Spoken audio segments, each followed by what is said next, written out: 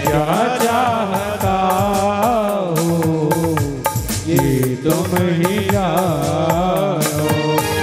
मैं क्या चाहता हूँ ये तुम ही जानो। मैं क्या चाहता हूँ ये तुम ही जानो। ओ मैं क्या चाहता हूँ ये तुम ही जानो। मैं कितना अधम हूँ ये तुम ही जानो। मैं कितना अदब हूँ ये तुम ही जानो। ये तुम ही जानो।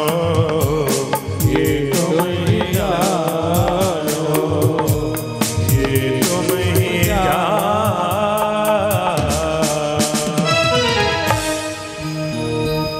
बोलिए भक्तवत्सल भगवान की जय हो। जय जय श्री राधे श्याम।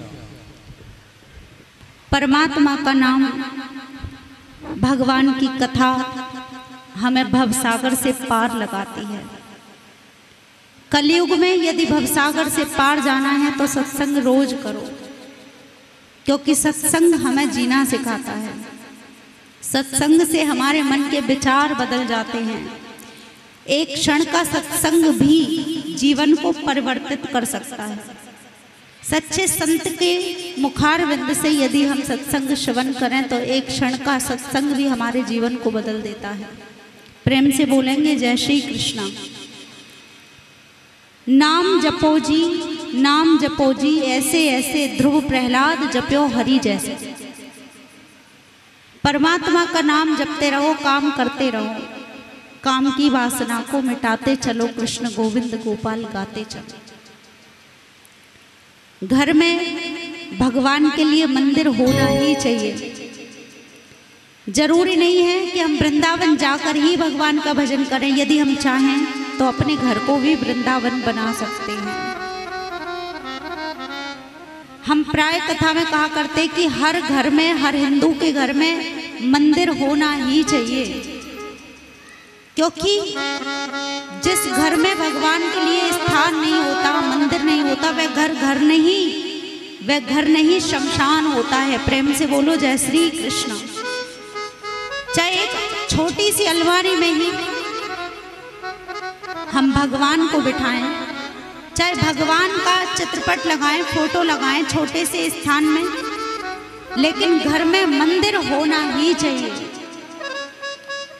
हर घर में तुलसी का बिरवा होना ही चाहिए, तुलसी जी की स्थापना होनी ही चाहिए। और प्रयास करें कि गौ सेवा भी हो घर में, लेकिन ऐसा नहीं हो पाता तो चलो गौशाला में जाके सेवा कराओ, पर गौ सेवा से जुड़े रहें। गौ माताओं की सेवा, क्योंकि गौ ठाकुर जी को बहुत ही प्रिय है। गौ माता हमें क्या नहीं देती और हमने उन्हें क्या दिया। घर का बचा कुचा गाय के सामने डाल देते हैं। गौ को झूठा भोजन नहीं डालना चाहिए, गौ माता के लिए झूठा भोजन नहीं डालना चाहिए। लेकिन आटे को भोजन बनाने से पहले माता बहनें उसको चलनी में छानती है कि नहीं, क्या बचता है उसमें, कुछ बचता है कि नहीं, उसको कहाँ डालते हो, गाय के सामने। खेती कट जाने के बाद, फसल कट जाने के बाद में जब अनाज के दाने एक तरफ हो जाते हैं, उसमें जो चारा होता है बचा कुचा गऊ के सामने डाल देते हैं। लेकिन गऊ माता हमें क्या देती है पता है? गऊ माता हमें क्या नहीं देती, गऊ माता हमें अमृत जैसा दूध देती है, जिसमें स्वर्ण मिक्स होता है। प्रेम से बोलो जय श्री कृष्ण। जिस बच्चे ने बचपन से गाय का दूध का सेवन किया, उस बच्चे को जीवन में कैंसर जैसा भयंकर रोग नहीं हो सकता। जिस बच्चे ने गाय का दूध का सेवन किया हो, उसे जीवन में कभी कैंसर नहीं हो सकता। लेकिन वो गाय देसी होनी चाहिए, देसी गौ माता। देखो कितने आश्चर्य की बात है कि देसी गौ माता का दूध, दही, घृत और गौमूत्र, इसका सेवन करने से कैंसर जैसा भयंकर रोग भी दूर हो जाता है। लेकिन जर्सी गाय, जो जर्सी गाय होती है, जर्सी गाय का दूध का सेवन करें तो वो कैंसर बना देती है। प्रेम से बोलो जय श्री कृष्ण। जर्सी गाय का दूध, दही कैंसर बीमारी को जन्म दे देता है। और देसी गौ माता का गौमूत्र, देशी गौ माता का दूध, दही, घृत, ये कैंसर जैसे भयंकर रोग को भी दूर कर देता है। ऐसा लिखा है, संतों के मुखारविंद से हमने श्रवण किया कि देसी गाय का 1 चम्मच गौमूत्र और उसमें लगभग 50 ग्राम गंगा जल, 3 पत्ते तुलसी के मिलाकर प्रातःकाल सूर्य उदय से पहले जो भी व्यक्ति जिसको कैंसर है, अगर वो उसका सेवन करे तो ठाकुर जी की कृपा से उसका कैंसर जैसा रोग भी दूर हो जाएगा, देसी गाय का गौमूत्र सेवन करने से।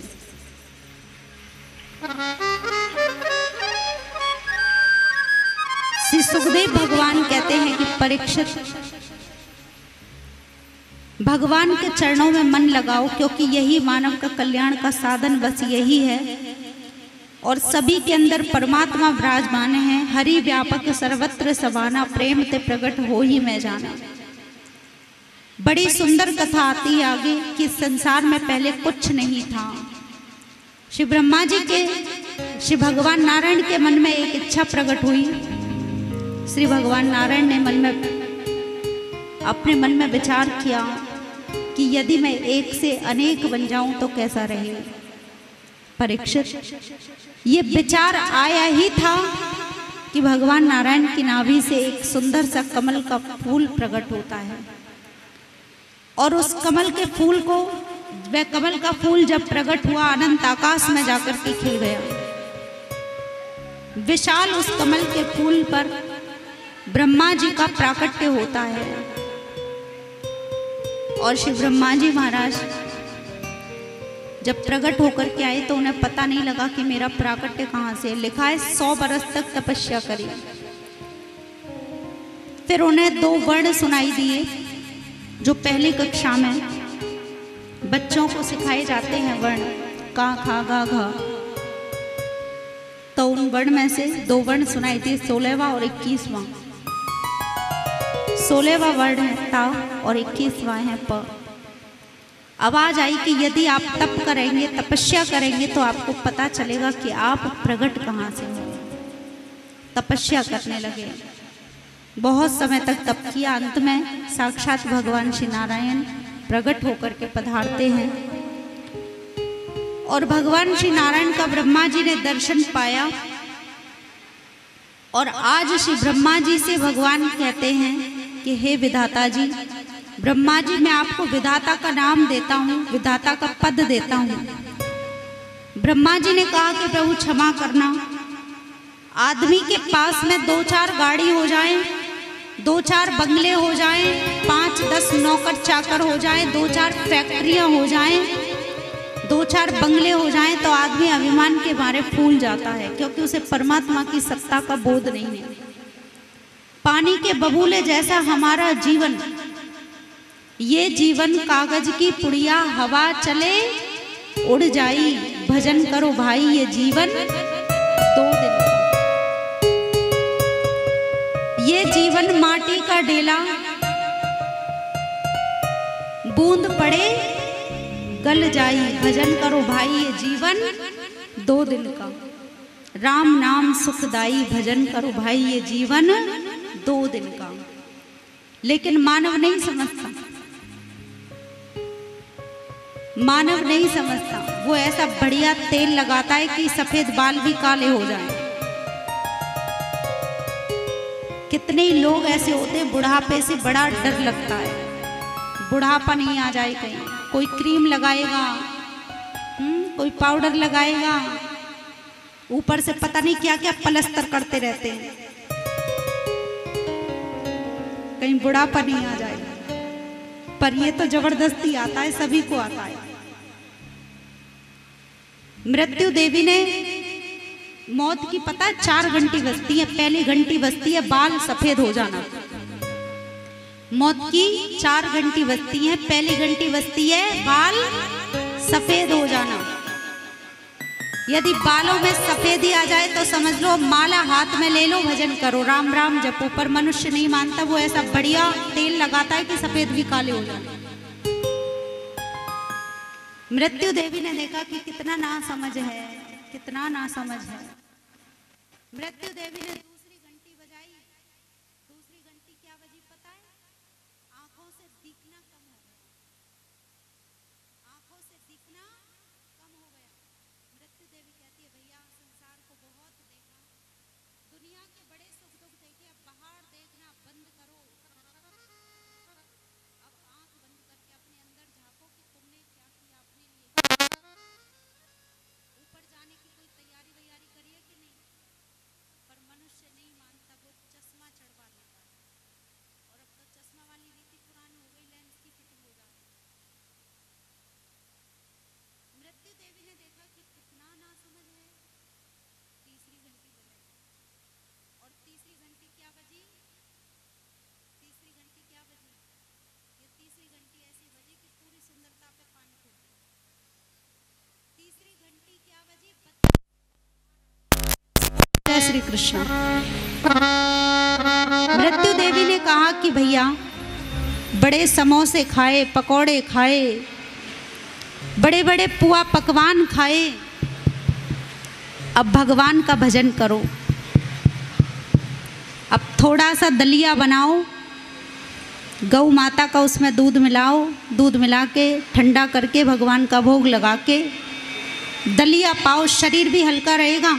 और दलिया बिना दांत के भी चल सकता है, मुख से लगाओ सटाक पेट में। लेकिन मनुष्य नहीं मानता, इतना मोह होता है दांतों का, इतना मोह होता है दांतों से कि नया सेट लगवा लेता। मृत्यु देवी ने देखा कि कितना ना समझ है।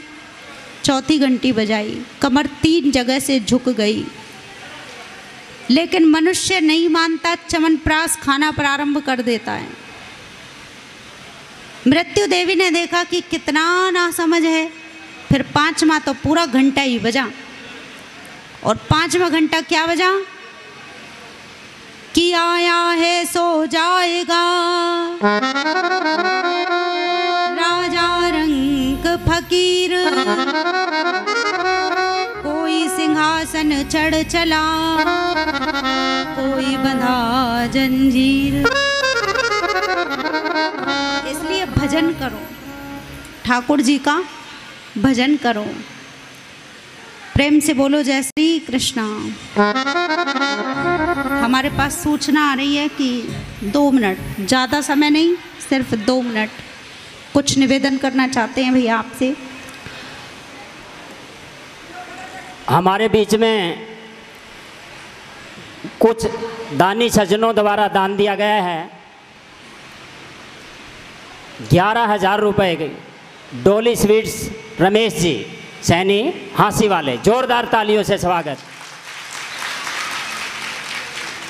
11,000 रुपये महेश शर्मा जी जियो में मैनेजर हैं, जोरदार तालियों से स्वागत। ज्योति शर्मा सामने बैठी हैं, महेश शर्मा जी ने 11,000 रुपये दिए हैं। डॉक्टर परवीन विमल जी, परवीन विमल जी 5100 रुपये। 1100 रुपये चौधरी भरत सिंह जी के यहाँ से, इंद्रो बुआ जी के। 1100 रुपये वीना बहन जी बजरंग जी की तरफ से। 500 रुपये राधा बहन जी शमशेर जी रोहतक वाले, जोरदार तालियों से स्वागत। ये दान ही आप तक कथा को पहुंचा रहा है। इन सभी का बहुत बहुत धन्यवाद। और एक सूचना, अभी भक्त सत्यनारायण जी हमारे बीच फोन आ चुका है, नज़दीक हैं, आने वाले हैं। और उनके सम्मान में मैं जिनके नाम बोलूँगा, कृपया वो मंच की तरफ उनके आने के ध्यान देंगे। श्री सुखदेव जी ने कहा कि परीक्षित भगवान जल्दी किसे मिलते हैं? परीक्षित जी ने कहा कि भगवान जल्दी उसी को मिलते होंगे जो दिन में 5 बार स्नान करते होंगे। सवेरे 4 बजे नहा लिए, फिर 8 बजे नहा लिए, फिर दोपहर के 2 बजे नहा लिए, फिर शाम के 5 बजे नहा लिए, सोते सोते एक बार और नहा लिए। शायद 5 बार नहाने वालों को भगवान मिलते हों। श्री सुखदेव जी कहते हैं, राजा यदि भगवान नहाना धोना देखते होते तो भगवान श्री रामचंद्र जी ने जिन भीलों को गले से लगाया था वन में, वे भील जाड़े के 4 महीनों में नहाते ही नहीं थे। इसका मतलब भगवान नहाना धोना नहीं देखते, क्योंकि श्री राम जी जब वन में पधारे तो जिन भीलों को प्रभु ने गले से लगाया था, भगवान ने गले से लगाया, वो भील जाड़े के 4 महीनों में नहाते नहीं थे। नहाने धोने का काम ठीक है, भगवान नहाना धोना नहीं देखते होंगे, लेकिन हमारे ठाकुर जी बिरादरी तो जरूर देखते होंगे। ठाकुर जी शायद उच्च कुल वालों को ही मिलते हों, तो कहा कि यदि भगवान बिरादरी देखते होते तो विदुर जी की क्या बिरादरी थी? दासी का बेटा था, दासी के गर्भ से जन्म लिया और साक्षात भगवान श्री कृष्ण चंद्र जी उनके यहाँ पधारे। 5 मिनट सब ध्यान से सुने, बड़ा सुंदर प्रसंग आता है विदुर जी का। भागवत जी में ये प्रसंग बड़ा अनूठा है, स्वर्ण जड़ित है।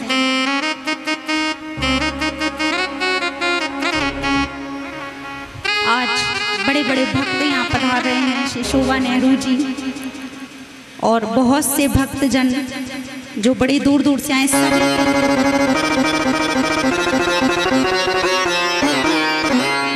बड़े समझदार हैं आप सब लोग, हमारे कहने से पहले ताली बज गई। प्रेम से बोलो जय श्री कृष्ण। ऐसा लग रहा है जैसे वृंदावन में ही बैठे हैं क्या। तो बड़ा सुंदर प्रसंग, आगे की कथा में आप लोग ध्यान देंगे तो बहुत कुछ प्राप्त होगा हमें। सभी अपना अपना स्थान ग्रहण करें, जो खड़े हैं खड़ा नहीं रहे कोई, सभी बैठ जाएं अपना अपना स्थान ग्रहण करके, और बस इस कथा पर ध्यान देंगे तो बहुत कुछ प्राप्ति होगी, क्योंकि एक एक क्षण मेरा भी कीमती है और आपका भी कीमती है। श्री विदुर जी महाराज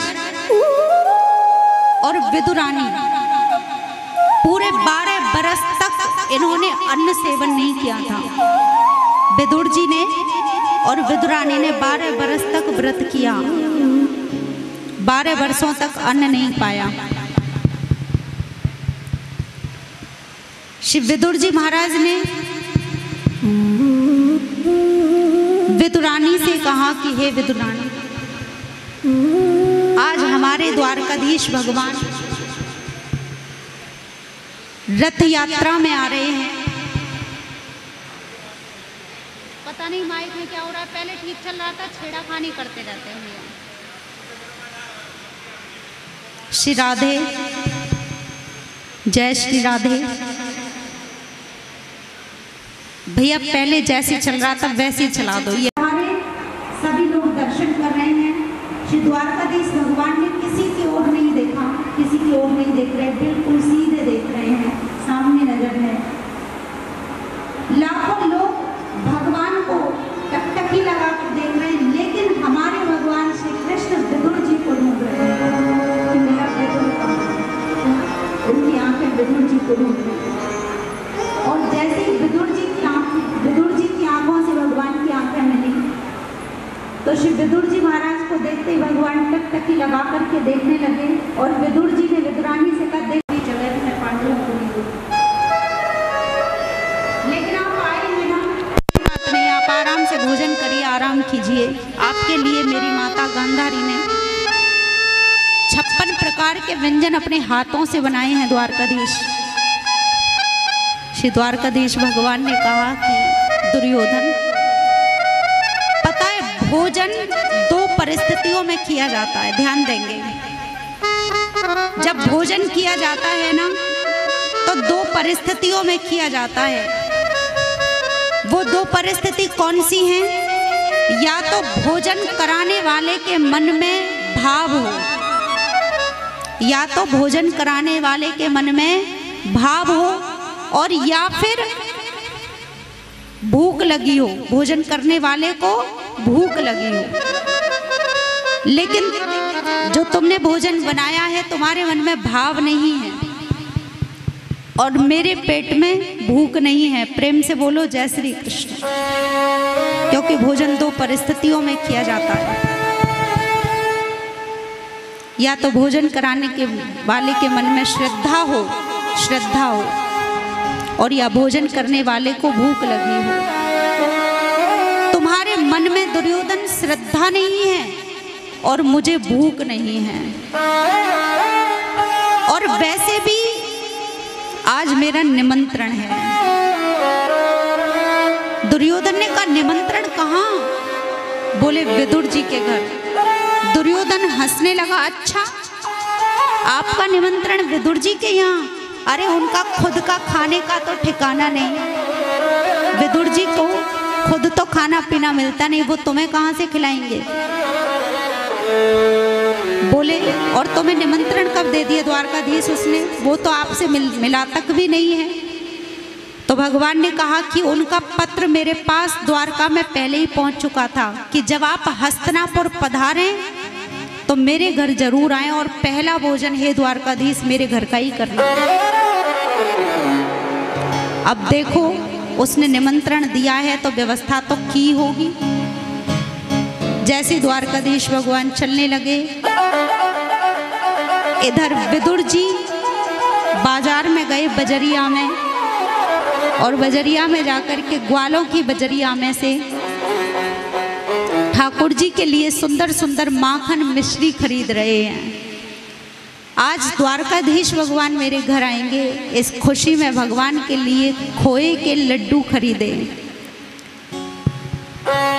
इधर द्वारकाधीश भगवान विदुरानी के घर पहुंचे, द्वारा खटखटाया, दरवाजा खटखटाया। जैसे दरवाजे पर खटखटा करके आवाज लगाई, काका जी मैं आ गया। विदुरानी ने जैसे सुना कि ये तो मेरे कन्हैया की आवाज है, वो उस समय स्नान कर रही थी। विदुरानी के वस्त्र सारे गीले थे, और जैसे भगवान की आवाज को सुना कि कन्हैया आयो है, मेरो लाला आयो है, जैसे ठाकुर जी की आवाज सुनी तो वस्त्रों को बदलना भूल गई। गीले वस्त्रों से इतनी तन्मय हो गई, ठाकुर जी की आवाज़ सुनकर इतनी अनुराग में भर गई कि वस्त्रों को बदलना भूल गई। और जैसे दरवाज़ा खोला सज्जनों, तो श्री ठाकुर जी ने देखा भगवान ने अपना दुपट्टा विदुरानी को उड़ा दिया, और श्री विदुरानी ने उस चदरिया को ओढ़ लिया, अंदर लिवा के ले गई। पधारो कन्हैया, पधारो लाला, पधारो केशव, आज मेरे बड़े धन्य भाग हैं, आज आपका पदार्पण यहाँ हुआ है। लेकिन कहाँ बिठाऊं? लकड़ी का पाटा लेकर के आई, कभी यहाँ बिछाती है, कभी वहाँ बिछाती है, कभी इधर बिछाती है। नहीं नहीं, ये जगह शुद्ध नहीं है, ये शुद्ध जगह नहीं है, ये इधर विराजो, ये शुद्ध पवित्र पावन स्थान है, यहाँ विराजो। एक कोने में ले जा करके पाटा को उल्टा रख दिया, कन्हैया को बैठने का जो पाटा लेके आई हैं वो उल्टा रख दिया। कन्हैया उल्टे पाटे पर ही बैठ गए। बोलो जय श्री कृष्ण। और कन्हैया ने अपने पेट पर हाथ फिराते हुए कहा, हाथ फेरते हुए कहा कि काकी जी हमें बड़ी जोर से भूख लगी है। जैसे ही सुना कि कन्हैया को भूख लगी है, मेरे लाला को भूख लगी है, विदुरानी कहती है कि आपके काका जी बाजार गए हैं माखन मिश्री लेने के लिए, तब तक मैं फल लेकर आती हूँ। भागी भागी गई, कदली वन से केले लेकर के आई, केले फल। और जैसे केले कदली फल लाकर के पत्तल पर रखे, ठाकुर जी को बड़े भाव से अपने हाथों से पवा रही हैं। छिलका उतार करके ठाकुर जी के सामने रख दिया और कदली का फल फेंक दिया। ठाकुर जी ने एक छिलका पाया, फिर 2 छिलका पाए, कदली के 3 छिलका पाए, 10 छिलके पाए, 20 पाए, 25 पाए, पूरे 40 पा लिए। प्रेम से बोलो जय श्री कृष्ण। कदली के 40 छिलके पा लिए। और कहा कि बहुत मीठे हैं, ये फल बड़े मीठे हैं काकी जी। विदुरानी ने कहा कि प्रभु पता है, अपने हाथों से मैं जल डालती हूँ उन वृक्षों में और उन्हीं कदली वन का ये फल है, और आप कह रहे हैं तो अवश्य ही मीठे होंगे। इतने में ही विदुर जी आ गए और विदुर जी ने आकर के दरवाजा खटखटाया। विदुरानी जल्दी दरवाजा खोलो। भागी भागी विदुरानी आई। हाँ कन्हैया। जैसे आई, हाँ स्वामी क्या कहना चाहते हैं आप? बोले तुम्हें पता है भाग्यवान, आज हमारे घर कन्हैया आने वाले हैं। जल्दी जल्दी गाय के गोबर का चौका लगाओ, चटाई बिछाओ, पत्तल लगाओ, भोजन की तैयारी करो। मैं प्रसाद लेके बाजार से लेकर के आया पकवान। विदुरानी की आंखों में अश्रु आ गए कि आने वाले या आ चुके हैं, अंदर बैठे हैं। आकर के देखा कि कुछ खिलाया पिलाया कि ऐसे ही बैठे। आकर के देखा तो कदली फल एक तरफ पड़ा है और कदली के सारे छिलके भगवान पा चुके हैं। केले के छिलके पा चुके हैं और कदली फल एक तरफ पड़े हैं, ढेर लगा है। 40 छिलके पा चुके हैं। जब ये दृश्य देखा, विदुर जी के हाथ आंखों में अश्रु आ गए और हाथ जोड़कर चरणों में गिर पड़े। हे कन्हैया क्षमा करना। अरे विदुरानी, तुमने ये क्या अनर्थ कर दिया? ठाकुर जी को छिलके खिला दिए और कन्हैया तुम्हें भी पता नहीं था, तुम भी इतने सारे छिलके कैसे पा गए? भगवान ने कहा कि भाभी, ये काकी जी ने इतने भाव से प्रेम से खिलाया, पता ही नहीं लगा कि ये छिलके हैं या कदली फल हैं। लेकिन वास्तव में बड़ा आनंद आया। क्षमा मांगी कि प्रभु आज पहली बार आप हमारे घर में, आपका पदार्पण हुआ और आपको हमने छिलका खिलाई, इसके लिए क्षमा प्रार्थी है। क्षमा कर देना अपराध केशव। लेकिन आपके लिए 5 प्रकार के पकवान लाया बाजार से। खोए के लड्डू, माखन मिश्री, कमंडलू में गाय का दूध लाया हूँ, चांदी की कटोरी में आपके लिए माखन लेके आया। लेकिन ये शब्द जब सुने, थोड़ा सा मुखारविंद में रखा भगवान के प्रसाद लड्डू का, तो कन्हैया ने कहा क्षमा करना काका जी, जितना स्वाद काकी जी के हाथों से कदली के छिलका पाने में आ रहा था, इस लड्डू में उतना स्वाद नहीं है। प्रेम से बोलो जय श्री कृष्ण। इसका मतलब भगवान जाति बिरादरी नहीं देखते, सबसे ऊंची प्रेम सगाई। प्रेम के बस अर्जुन रथ हाँको, भूल गए ठकुराई, सबसे ऊंची प्रेम सगाई। ठाकुर जी भाव देखते हैं, प्रेम देखते हैं। गोपियों ने ठाकुर जी को नाना भात नचाया, कितनी लीला करी ठाकुर जी ने। इसका मतलब भगवान ना तो नहाना धोना देखते हैं, ना बिरादरी देखते हैं। ठीक है, भगवान बिरादरी नहीं देखते होंगे, लेकिन पढ़ा लिखा तो देखते ही होंगे। यदि भगवान पढ़ा लिखा देखते कि कोई डिग्री प्राप्त की है कि नहीं, तो उस हाथी ने तो कोई डिग्री प्राप्त नहीं करी थी। एक हाथी, एक गजराज अपनी पत्नी बच्चों के साथ स्नान करने के लिए सरोवर में जाता है। स्नान करने लगा तो स्नान करते करते किसी ग्राह ने उसका पैर पकड़ लिया, जल के अंदर खींचने लगा। हाथी ने बहुत निकलने का प्रयास किया, लेकिन वो ग्राह उसे अंदर की तरफ खींचने लगा। और तिल भर सूंड रही जल ऊपर, तब हरि नाम पुकारो। तिल भर सूंड रह गई पानी के ऊपर, और भगवान का नाम जब उसने पुकारा, केवल गो कहा, विंद तो कह ही नहीं पाया। गोविंद का नाम पूरा नहीं ले पाया, गो कहा, विंद नहीं कह पाया। इतने में तो साक्षात भगवान नारायण श्री गरुड़ जी पर विराजमान होकर वहां प्रकट होकर और प्रकट होकर के अपने भक्त की रक्षा की, ग्राह का उद्धार किया और हाथी को बचाया। तिल बरस रही जल ऊपर, हरि नाम। इसका मतलब भगवान पढ़ा लिखा भी नहीं देखते। शायद भगवान उम्र देखते हों। यदि ठाकुर जी उम्र देखते हैं तो कितनी उम्र थी ध्रुव जी की और कितनी उम्र थी प्रहलाद जी की। मात्र 5 बरस की उम्र में ठाकुर जी को पा लिया। जिसने बचपन से भगवान का भजन नहीं किया वह बुढ़ापे में क्या करेगा। कुछ लोग कहते हैं ना कि पहले बच्चों की शादी कर दें फिर भजन करेंगे, लेकिन जिंदगी का तो एक क्षण का भी भरोसा नहीं है। क्योंकि परमात्मा की कृपा से जो जीवन मिला है, कल से नहीं आज से ही भगवान का भजन शुरू करो, क्योंकि आज नहीं बनी तो कभी नहीं बनेगी।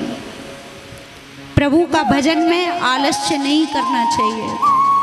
भगवान का नाम जप, कथा श्रवण, सेवा स्वयं अपने हाथों से सेवा करनी चाहिए। यही मानव के कल्याण का साधन है।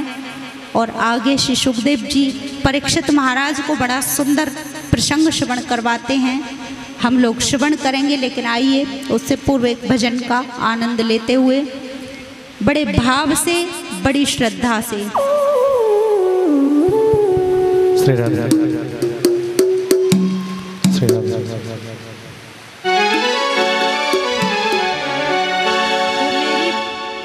हो मेरी बांके बिहारी से प्रीत ये दुनिया जान गई। मेरी बांके बिहारी से प्रीत ये दुनिया जान गई।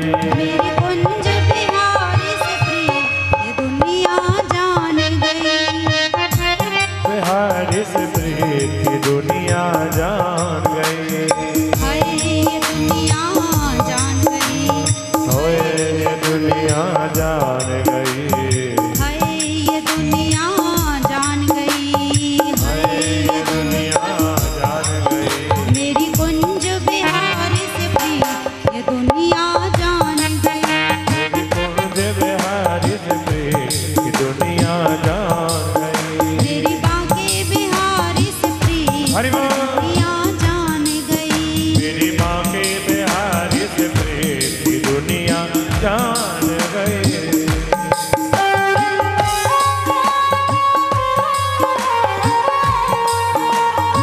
सेवा करते हुए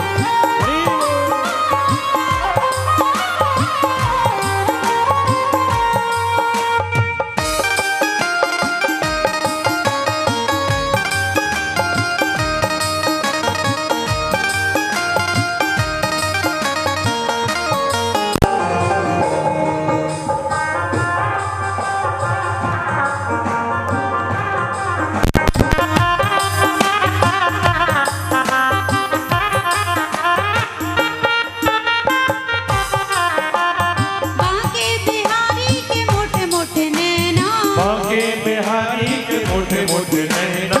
बांके बिहारी के मोटे मोटे नैना। बांके बिहारी के मोटे मोटे नैना। मोटे मोटे नैनों ने छीना मोरा चैना। मोटे मोटे नैनों ने छीना मोरा चैना। मोटे मोटे नैनों ने छीना मोरा चैना। मोटे मोटे नैनों ने छीना मेरा चैना। मुझे मिल गया, मुझे मिल गया, मुझे मिल गया मन का मीत दुनिया जान गई।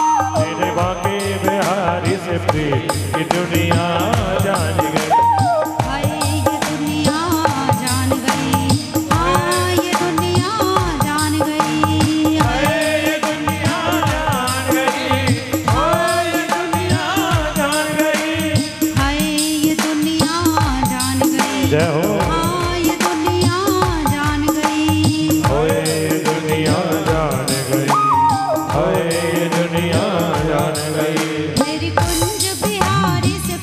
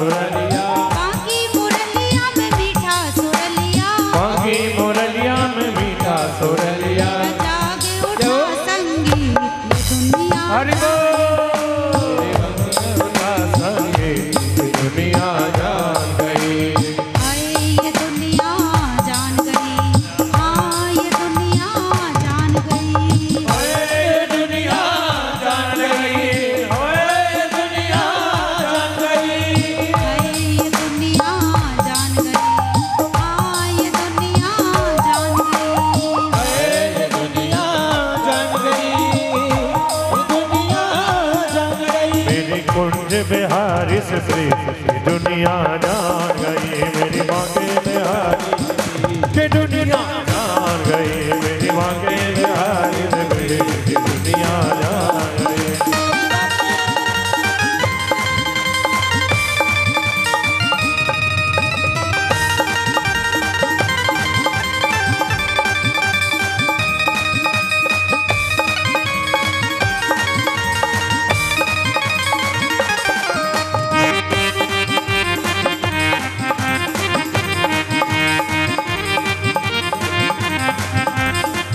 स्वागत करें, उनका जोरदार तालियों से स्वागत कीजिएगा। रामनिवास जी सैनी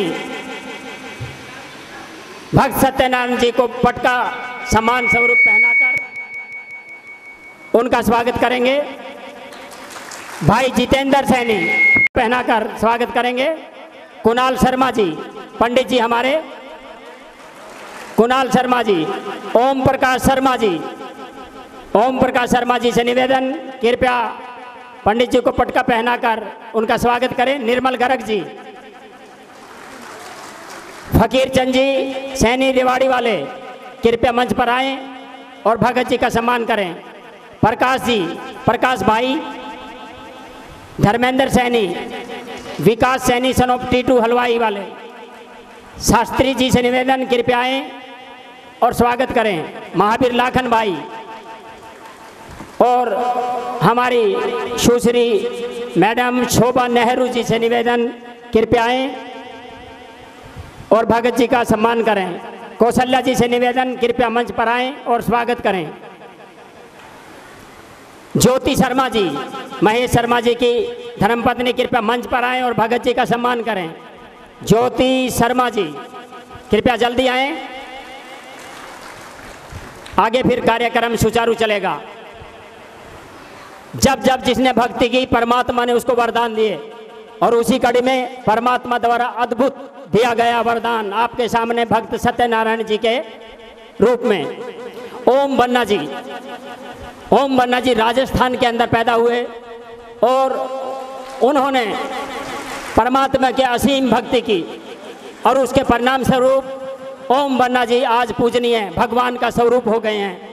राजस्थान के अंदर जगह जगह उनके मंदिर बने हुए हैं और हरियाणा के अंदर भी भिवानी जिले के सैनीवास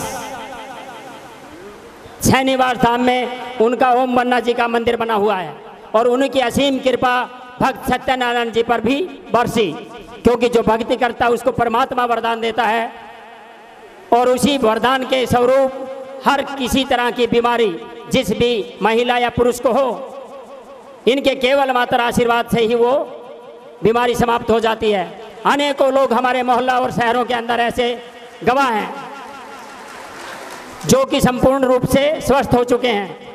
हम श्रीमद् भागवत कथा के सभी यहाँ पधारे सज्जनों, महिलाओं और पुरुषों की तरफ से भक्त श्री सत्यनारायण जी का हार्दिक स्वागत करते हैं। जोरदार तालियों से इनका स्वागत कीजिएगा। ऐसी पुण्य आत्माएं जन्मों के बाद धरा पर आती हैं। संत और भक्त ये एक ऐसा मिश्रण है जो हमारे धर्म को जिंदा किए हुए हैं, क्योंकि भक्तों के द्वारा ही, संतों के द्वारा ही हम तक धर्म जिंदा रखता है। और उसी कड़ी में आज दोनों ही संत मीराबाई जी और भक्त सत्यनारायण जी हमारे बीच पधारे हुए हैं। जोरदार तालियों से इनका पुनः स्वागत। मीराबाई जी, एक मिनट। और हमारे बीच में आज के विशिष्ट अतिथि डॉक्टर बलबीर सैनी जी कृपया मंच पर आए और उनका स्वागत करेंगे। भानाराम जी सैनी, लाकड़ परिवार से डॉक्टर बलबीर जी जो हमारे बीच हैं। जब भी कोई सामाजिक कार्यक्रम होता है, धार्मिक कार्यक्रम होता है, तो माननीय डॉक्टर बलबीर जी को आधी रात को याद करते खड़े जो प्रोग्राम इसका आयोजन श्री वृंदावन में हरिलाल की। तो ये तो कोई प्रभु की विशेष कृपा पात्र ही है जिनका दर्शन करने मात्र से मनोकामना पूर्ण हो जाती होगी। तो आज जो हमारे प्रधान जी हैं श्री राम निवास जी, जिनके कारण ही आज एक भक्त के कारण इतने बड़े भक्त पधारे, श्री राम निवास जी सैनी जी, उनके लिए जोरदार तालियां। और उनके सहयोगी और उनके ही परिवार से हैं आदरणीय कौशल्या मामी जी और दिनेश जी भैया, आदरणीय श्री राम निवास जी, जिनके सुपुत्र आदरणीय श्री जितेंद्र जी भैया और उनका पूरा परिवार, उनके बड़े बेटे भी प्रधान जी श्री राम निवास जी। ऐसा लगता है कि प्रभु के ये विशेष कृपा पात्र हैं, क्योंकि आज उनके कारण ही हमें साक्षात भक्त और भगवान के दर्शन प्राप्त हो रहे हैं। देखो, एक आदमी नाव को पार लगा देता है और एक आदमी डुबा देता है, सुना होगा ना आपने। लेकिन आज लगता है पूरे हिसार की नाव पार लगा दी श्री राम निवास जी ने। ठाकुर जी की कृपा से इतने बड़े बड़े संतों को बुला लिया और हमें तो ऐसा लगता है, देखो, जाकी रही भावना जैसी प्रभु मूरत देखी तिन तैसी। हमें तो श्री सत्यनारायण जी भैया में ऐसा लगता है कि साक्षात हनुमान जी की बड़ी विशेष कृपा है। हनुमान जी के से भक्त विशेष कृपा पात्र लगते हैं, क्योंकि अपने अपने एक देखने का दृष्टिकोण होता है, अपना अपना भाव होता है। तो हमें तो लगता है कि हनुमान जी की विशेष कृपा है। भैया आदरणीय श्री सत्यनारायण जी भगत जी भैया में इनके लिए बहुत बहुत धन्यवाद। अपनी कृपा हम पर, आप पर, सभी पर बनाए।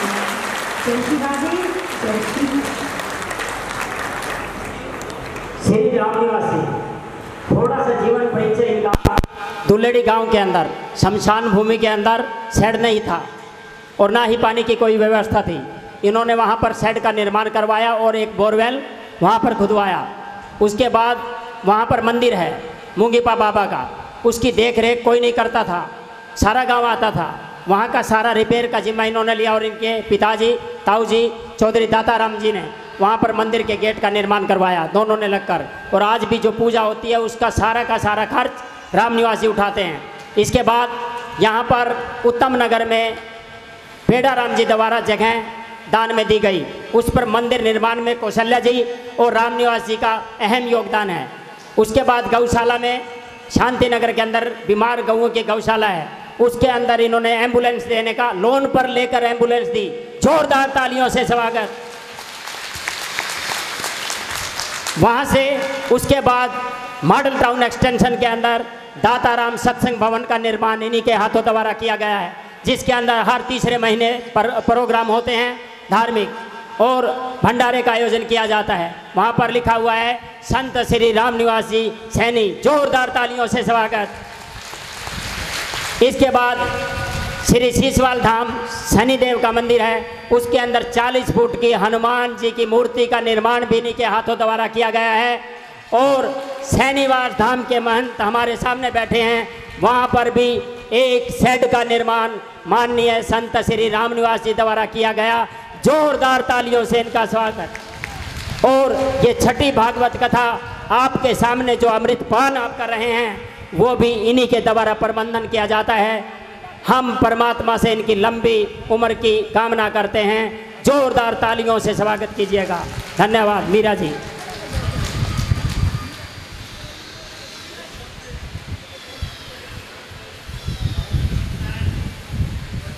हम निवेदन करेंगे जो भैया आदरणीय श्री ठाकुर जी के कृपा पात्र श्री सत्यनारायण जी भैया, इनका दर्शन हम प्रथम बार कर रहे हैं। अभी तक आपकी भैया हमने प्रशंसा बहुत सुनी थी और हमारा तो बचपन से संतों के प्रति बहुत निर्मल भाव रहा है, संतों के भक्तों के प्रति।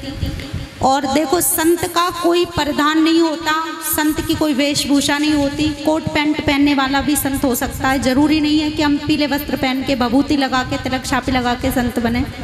संत का कोई वेश नहीं होता, संत की कोई बिरादरी नहीं होती, संत तो संत ही होता है। क्योंकि शास्त्रों में भी लिखा है कि भक्ति बीज पलटे नहीं, जो जुग जाए अनंत, ऊंच नीच घर उपजे, रहे संत को संत। देखो, सब साबरी माता की कोई बिरादरी ऊंची नहीं थी, विदुर जी की बिरादरी ऊंची नहीं थी। कितने लोग, जरूरी नहीं है कि ऊंचे कुल में जन्म लेकर ही भगवान को हम पाएं। परमात्मा स्वतंत्र हैं, भक्ति माता स्वतंत्र हैं, उन्हें कोई कभी भी कहीं भी जहाँ भी याद करते भगवान वहीं प्रकट होकर दर्शन देते हैं। और भगवान किस रूप में आ जाए ये कोई नहीं जानता। और हमें तो आज ऐसा लग रहा है कि साक्षात हनुमान जी महाराज जी कथा सुनने के लिए पधारे। श्री सत्यनारायण जी भैया का दर्शन पाके लगता है कि हनुमान जी की बड़ी कृपा है, क्योंकि संतों का दर्शन, भक्तों का दर्शन परमात्मा की कृपा के बगैर प्राप्त नहीं होता।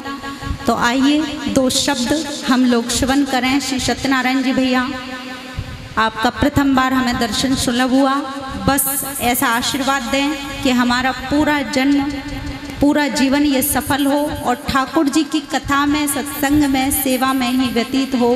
प्रभु की सेवा, संत सेवा हम लोग करते रहें, कथा श्रवण करते और कराते रहें और ठाकुर सेवा में और सभी का हित हो, सभी का कल्याण हो। सभी को आशीर्वाद देते हुए आप दो शब्द भगवान के चरणों में अपने दो शब्द रखेंगे। जय श्री राधे, जय श्री कृष्णा।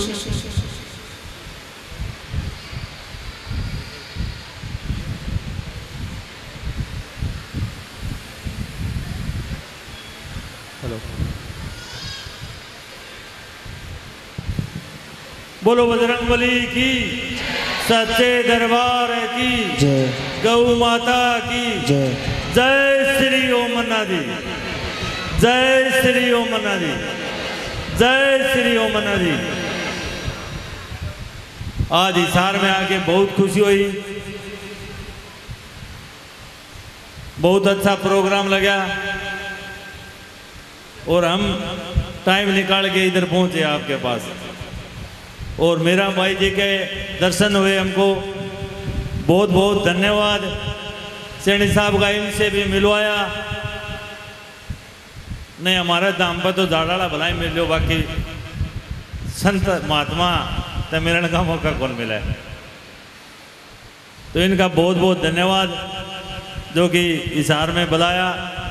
मेरा भाई जी के दर्शन हुए, बड़ी खुशी हुई इनको देख के।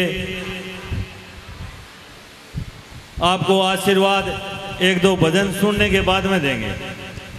दो भजन सुन लेते हैं, इतनी दूर चल के आए हैं हम भी, क्यों झाड़ा वाले तो हमारे उधर भी बाट देख रहे हैं। दो भजन सुनने के बाद में आपको आशीर्वाद देंगे। दो भजन सुनो बैठ के, नहीं तो आशीर्वाद देते ही आप चले जाओगे घर, इसलिए दो भजन सुनने पड़ेंगे आपको। बोलो भक्त सत्यनारायण जी की, जोर से बोलेंगे। बोलो भक्त सत्यनारायण जी की।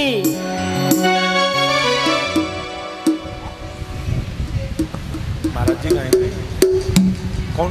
वही तो गाएंगे, आप गाएंगे, अच्छा हम गाएंगे। अच्छा मुझे लगा आप गाएंगे। आप गाइए। जो खुश है वो नाचेगी और व्यक्ति भी नाचेंगे, जो भी खुश है अंदर से वो नाचेंगे।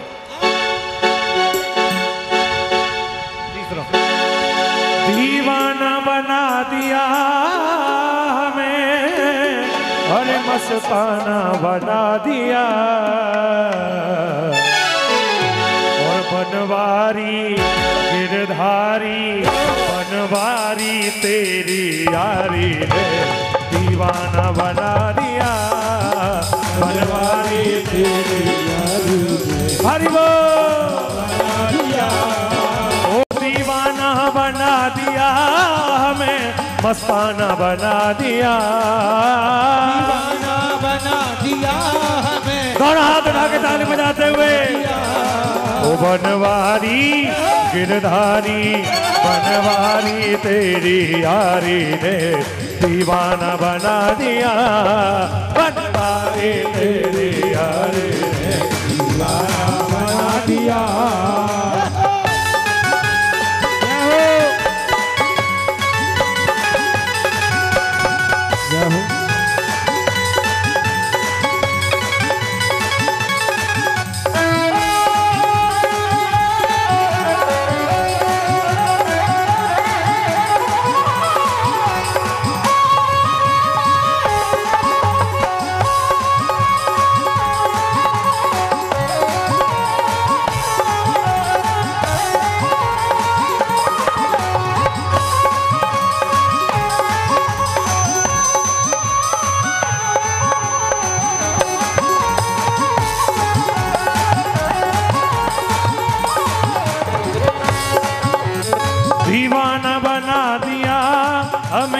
मस्ताना बना दिया, दीवाना बना दिया हमें, मस्ताना बना दिया। ओ दीवाना बना दिया हमें, मस्ताना बना दिया, दीवाना बना दिया हमें, मस्ताना बना दिया। बनवारी बनवारी तेरी यारी ने दीवाना बना दिया, बनवारी तेरी यारी ने दीवाना बना दिया। भूल गई सुध बुध अपनी बेसुध सी हो गई, भूल गए बेसुध सी हो गई, हाँ भूल गई सुध बुध अपनी बेसुध सी हो गई, भूल गए सुध बुध में अब बेसुध सी हो गए। ओ अपने ही घर में रह के अनजानी हो गई,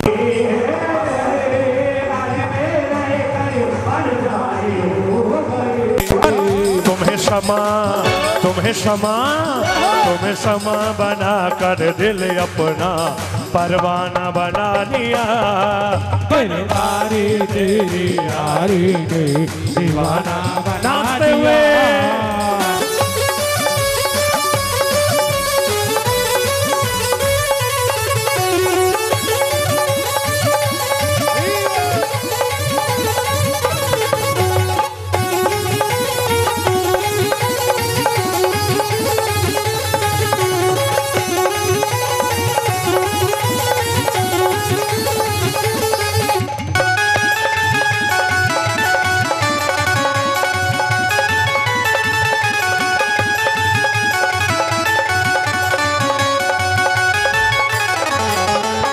तेरी पायल का बन घुंघरू नाचूं संग में, तेरे ख्वाब में घुंघरू नाचूं संग में, ओ तेरी पायल का बन घुंघरू नाचूं संग में, तेरे कारण पाप में गुरु नाचो संग में। छोड़ दुनिया के रंग गई तेरे ही रंग में, छोड़ रंग दुनिया के रंग गई तेरे रंग पे। और तुम्हें बना के मथुरा और खुद को बरसाना बना लिया, बनवारी तेरी यारी ने बना दिया।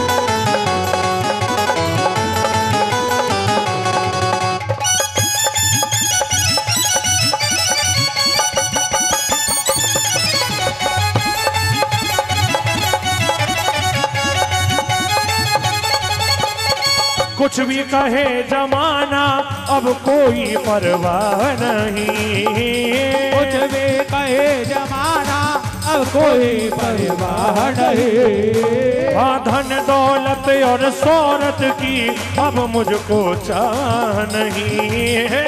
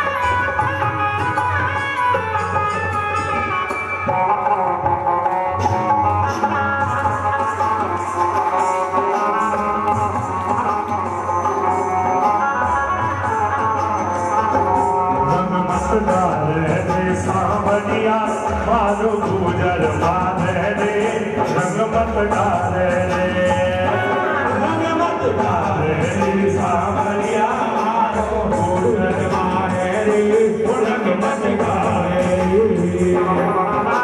मैं गुजरी नादान गुजर मारो, मैं गुजरी नादान गुजर मारो, है मतवारो रे रंग मत डाले रे, रंग मत डाले रे सावरिया मारो गुजर मारे रे, रंग मत डाले रे।